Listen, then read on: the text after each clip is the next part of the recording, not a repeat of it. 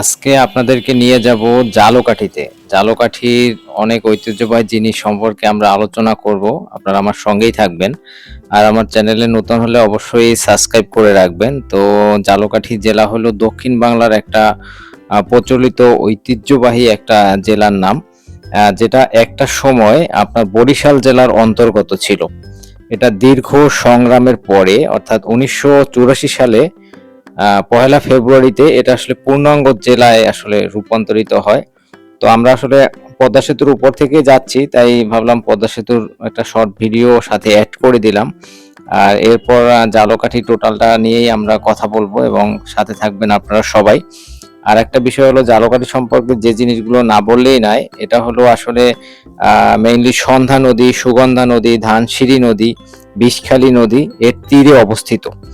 আর এই সন্ধ্যা নদীর আপনার তীরে অবস্থিত, প্লাস হলো এই যে জালকাঠি জেলা এর নামকরণের যে বিষয়টা আছে সেটা সম্পর্কে আমরা একটু আলোচনা করি। সেটা হলো অনেক আগে এখানে আসলে জেলে সম্প্রদায় ছিল, যাদেরকে ঝালো বলা হতো, এবং এখানে ঝালোপাড়া নামে একটা জায়গা ছিল। এই ঝালোপাড়ার নামের হিসেবেই এই জালকাঠিটার নামের উৎপত্তি হয় এবং নামকরণ করা হয়।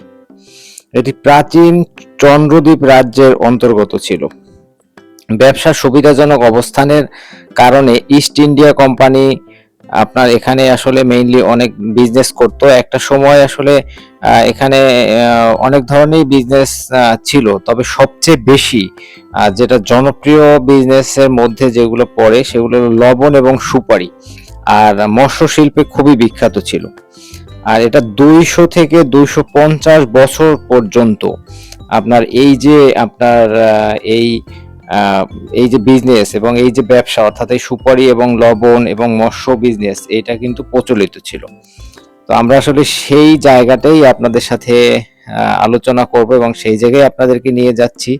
আমার সঙ্গে থাকবেন। এবং জালকাঠি আসলে একটা বাণিজ্যিক এলাকাও এক হিসেবে বলা যায়। ছোট জেলা, কিন্তু এই জেলার আসলে গুরুত্ব অনেক।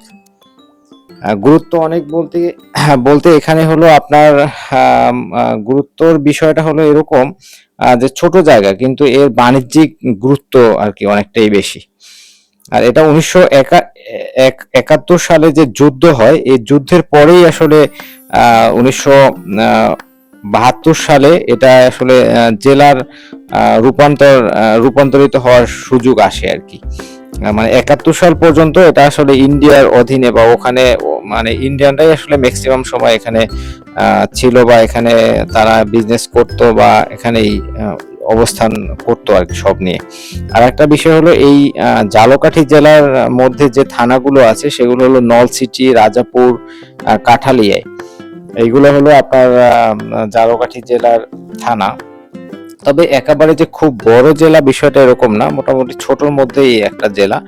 আর একটা বিষয় হলো এই যে জালকাঠি জেলাটা হলো আপনার মানে দক্ষিণবঙ্গের একটা একটা কেন্দ্র বলা যায়, কারণ ওইদিকে রয়েছে পাথরঘাটা, বা ওদিকে পিরোজপুর যেতে হলেও এই জেলার একটা ভূমিকা রয়েছে। আর দ্বিতীয় হলো জালকাঠি আরো কিছু কিছু জিনিসের জন্য খুবই বিখ্যাত। যদি আপনারা কখনো এখানে যান বা কখনো যাওয়ার সুযোগ হয়, তাহলে অবশ্যই এই জিনিসগুলো আপনারা চেষ্টা করবেন যে মানে দেখার, বা এগুলা নিজেরা একটু মানে চেখে দেখার। এক কথায় এখানে কিছু মিষ্টির দোকান আছে, খুবই খুবই মানে সুস্বাদু মিষ্টি এখানে পাওয়া যায়, বিশেষ করে রসমালাই, প্লাস অন্যান্য আরো অনেক মিষ্টি। তো আপনারা যদি কখনো এই জালকাঠি যাওয়ার সুযোগ হয় তাহলে অবশ্যই সেটা চেষ্টা করবেন। আরো একটা বিষয় আছে, এখানে কাঁসারের যে জিনিসগুলো, অর্থাৎ পিতল, কাঁসা, এগুলোও খুব বিখ্যাত।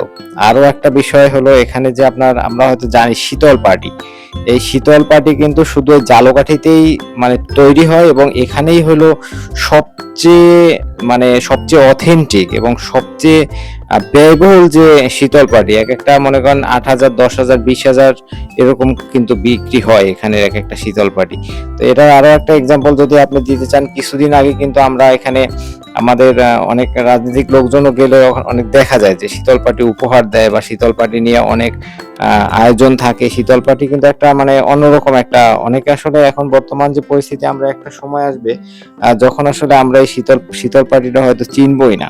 এরকমও কিন্তু একটা সময় আসবে আর কি, একটা যখন পরিস্থিতি হবে আর কি, পরিস্থিতি বলতে এটা খুব রিসেন্টলি আপনারা দেখতে পাবেন যে শীতলপাটি মানুষ চিনবে না, যেটা আসলে অথেন্টিক ভাবে তৈরি করা হয়। আর আরেকটা বিষয় হলো আপনার এই ঝালকাঠি জেলাটা কিন্তু হলো মানে সুজলা সফলা, যে শস্যের যে একটা বিষয়, সেটাও কিন্তু এখানে আছে। আর জীবনানন্দ দাশের ধানসিঁড়ি নদী নিয়ে যে কবিতা আবার আসিব ফিরে এই ধানসিঁড়িটির তীরে, এটা তো আপনারা অবশ্যই যদি কখনো ঝালকাঠি যান তাহলে অবশ্যই ধানসিঁড়ি নদীটা দেখে আসবেন। আমি এরপর নেক্সট একটা ভিডিও অবশ্যই যে কবি জীবনানন্দ দাশের মানে ওখানে চরণভূমি, অর্থাৎ যেখানে সে মোটামুটি মানে কবিতা লিখেছেন এবং যেখানে সে মোটামুটি একটা ইয়াতে ছিল, সেই জায়গাটা নিয়ে আমি আপনাদেরকে অবশ্যই এক ভিডিও করব। আমরা অবশ্য চলে আসছি অলরেডি ঝালকাঠি শহরে, মাঝখানের কিছু ভিডিও আর করিনি কারণ এমনিতেই লং হয়ে গিয়েছে। তো আমরা ঝালকাঠি, এই হলো টোটাল মানে ছোট শহর কিন্তু খুব গুছানো, মানে শহরটা ছোট হলেও এটা আপনার গেলে আপনার ভালো লাগবে, মানে অল্পের মধ্যে সবকিছুই অ্যাভেলেবেল আছে বা পাওয়া যায় এই শহরে। মানে ছোট শহর কিন্তু সুন্দর, একদমই গুছানো একটা শহর। আর যদি কখনো যান অবশ্যই এখানে যাবেন। আর এখানে একটা বিষয় হলো, এখানে একটা মিষ্টির দোকান আছে, এই যে দেবনাথের মিষ্টির দোকান, অবশ্যই এই দেবনাথের মিষ্টি বিশেষ করে রসমালাইটা খাবেন, কারণ এদের রসমালাইটা অনেক সুস্বাদু, অনেক টেস্টি। আমি অনেকবার খেয়েছি এবং আমার কাছে আসলে একটু অন্যান্য জায়গার মিষ্টির চেয়ে একটু অন্যরকম লেগেছে। এটা আমার কাছে খুবই অন্যরকম লেগেছে। আর এখানে আসলে সব জিনিসপত্রই পাওয়া যায়, অর্থাৎ ধরেন আপনার ফল পাকড়া থেকে শুরু করে আপনার এমন কিছু নেই যে এখানে আপনি পাবেন না। আপনি যদি কখনো দক্ষিণবঙ্গে যান, কখনো যাওয়ার সুযোগ হয় বরিশাল বা ওইদিকে কখনো যান, তাহলে অবশ্যই ঝালকাঠি থেকে ঘুরে আসবেন। আর এই দেবনাথের মিষ্টি থেকে অবশ্যই রসমালাই খেয়ে আসবেন, শহরটা ঘুরে দেখবেন, এটা হলো বিষয়।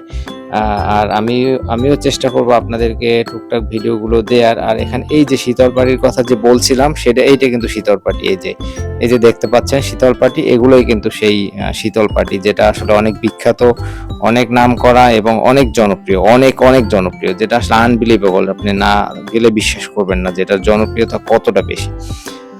এজন্য আমি চাই যে যদি কখনো যাওয়ার সুযোগ হয় অবশ্যই যাবেন। এখানে আরো আছে, আরো পিতলের জিনিস পাওয়া যায়। শাঁখারীপট্টিতে গেলে আপনি এই কাছাকাছি, দোকানগুলো খুবই কাছে, একই জায়গায় খুব কাছাকাছি, এক জায়গায় গেলে সবকিছুই দেখতে পাবেন, এটা একটা বিষয়। আর আমার ভিডিও দেখার জন্য আপনাদেরকে অনেক ধন্যবাদ। নেক্সটে আরো কোনো ভিডিও নিয়ে আপনাদের সাথে দেখা হবে। আর যদি কখনো অবশ্যই বরিশালের ওইদিকে যাওয়ার সুযোগ হয় তাহলে অবশ্যই এই শীতলপাটি বা এই ঝালকাঠি শহর, এই সুন্দর শহর, এই ঘুচানো শহরে অবশ্যই ঘুরে আসবেন এবং এখানে অবশ্যই আপনারা যাবেন। আর আমি চেষ্টা করেছি একটা ওই কাঁসারি পট্টির একটা নাম্বার দেওয়ার।